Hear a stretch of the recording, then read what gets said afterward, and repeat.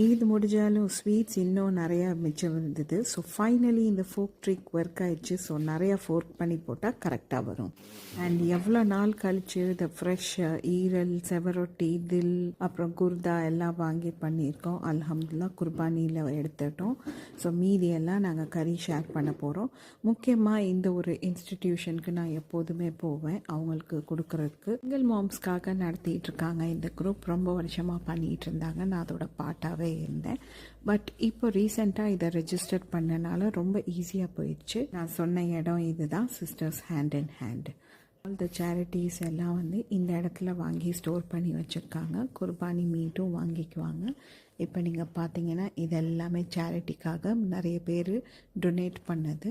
So ரொம்ப perfect கண்டிஷனில் கரெக்டாக ஃப்ரெஷ்ஷான ப்ராடக்ட்ஸாக இருக்கணுன்றது தான் ரொம்ப முக்கியமான ஒரு விஷயம். ஸோ நிறைய புக்ஸ், எல்லா விதமான திங்ஸும் வச்சுருக்காங்க. ட்ரெஸ்ஸஸ், நீங்கள் பார்க்குற இந்த அவ்வளவு பொருளுமே டொனேட்டடு தான் சேரிட்டிக்காக. அல்ஹம்துலில்லாஹ் அவங்களோட சர்வீஸ் நல்லபடியாக பண்ணிகிட்ருக்காங்க. இங்கே ஒருத்தர் வர காணோன்னு தேடிக்கிட்டே இருந்தேன். நல்ல வேலை உள்ளக்க இருந்தார். அப்புறம் வந்துட்டு வாங்கிக்கிட்டாரு. நாங்களும் கிளம்பிட்டோம்.